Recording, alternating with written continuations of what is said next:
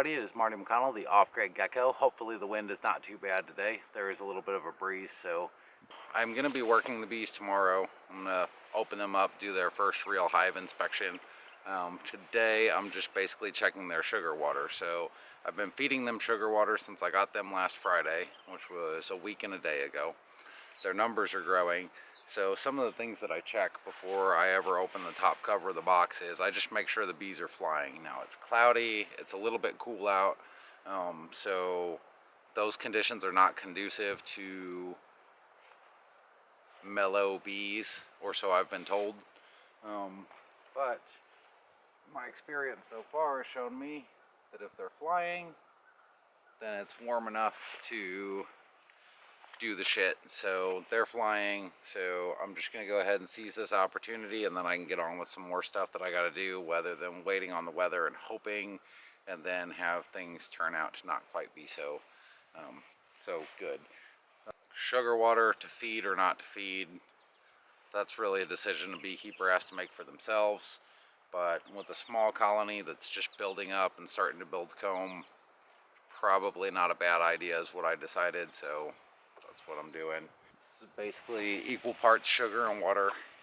I mix them together in a Gatorade bottle because it's about right for filling the little mason jar feeder that I got in there. I don't have my smoker. I don't even have my little mister with the sugar water on it today. Alright, first thing I'm going to do, there's a lot of water on top of this lid, so I'm going to open it up, pull it back, and let that water drain off so it doesn't go in the hive accidentally. Little watershed, and I'm going to set this over here. It's starting to warm up. I'm going to take my jacket off here in a minute. I've got this burlap down in here. Fucking wind. For real. I've got this burlap down in here. I've got some old shirts. This is basically just some insulating material to make sure that the hive stays nice and warm. Some of this is kind of stuck because there's spilled sugar water in here on the inner cover. Pull that off, and the jar is totally empty. So I'm going to just go ahead and pull that out and fill it. And these guys are likely to be like, what the hell, man? There they come. And look, there's a bunch of them all over there. There always is. Off. Off. Come on. Somehow this doesn't hurt them. Go. For real. Alright. Now I'm going to fill up their sugar water and then try to get them back inside and then put their insulation material back.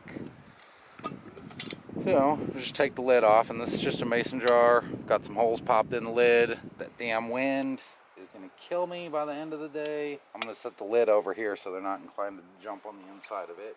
If the sugar water gets below a certain temperature, they're not going to take any. And you need to get a good measurement of how much they're taking. And it's been raining non-stop. It's early afternoon now. Alright, so I got this filled up. Now when I flip it upside down, a bunch of sugar water is going to drip out first until a vacuum forms. So I'm just going to drain it over here. I'm just going to flip it upside down, shake it a couple times, and then I'll get some of that excess water out where it's not dripping. And then the next part, of course, is getting these guys all to go back inside. Come on. No, not toward my hand. Go back in there. Back inside. Everybody back inside. Back in the house. Oh my God, they're not cooperating today at all. Alright, I didn't smash any. Now we'll make sure this is in the right place. Hey, off. Go on. Alright, that's in the right place, and I got some stragglers here. I'm going to try and round them up.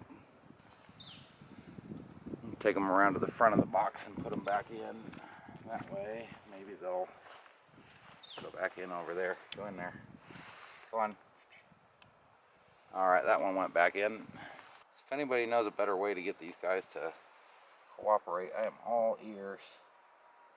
Back on the board, back inside. Alright, we got what, 3 left? See if I can guide her back toward the entrance. Alright, she took flight, so she's good. And they're going back inside now, so that's good. And you see the little bubbles coming up here, that means they're drinking. So now that I've got all the bees out of the top, because I don't want to leave any of them trapped in there, just Go ahead and put these shirts back down here. Replace the insulation. And then I can get on about my business. I don't have a top opening anywhere on this box, so if they get stuck in there, there's no way for them to fly out. I guess if I got another inner cover, I could maybe put it on top of this too. That way they'd have a way out, but then they'd have a way in too, and that would just be, I don't know. That might end up being more of a pain than this. So I'm going to cover this stuff up, and that basically just provides a little insulation so that if it gets cold on a cold morning, dew doesn't condense on top of that inner cover, at least not around this area where it's going to drip on the bees. Take our lid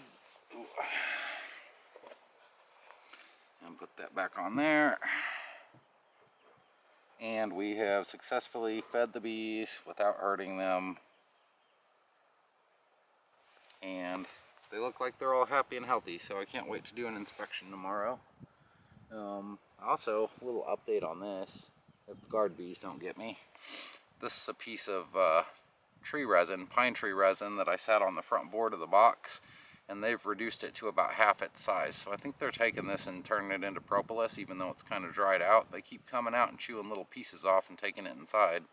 So I'm going to leave this here, and then when they've spent this, then I'll grab another chunk and leave it out for them. I don't know any beekeeper that does this. I just thought it was a good idea, and I have chunks of tree resin laying around. So, but that's it. Yeah, man, bees, they're cool. They're cool as shit. Get you some. I've been coming by here about once a day to check on their feed level. Most days I don't have to open it up, but it seems like about every other day or every third day I've got to refill their feeder, so I just take it off. Same routine. They've kind of gotten used to it, I think, so it's all cool. All cool in the game. As you can see, they're very, very mellow. If you are calm around them, then they kind of, I don't know. The less fearful I am of them, it seems like the more calm that they get. So, sticking with that paradigm for my beekeeping stuff. Thanks for watching. Talk to you guys soon. Bye.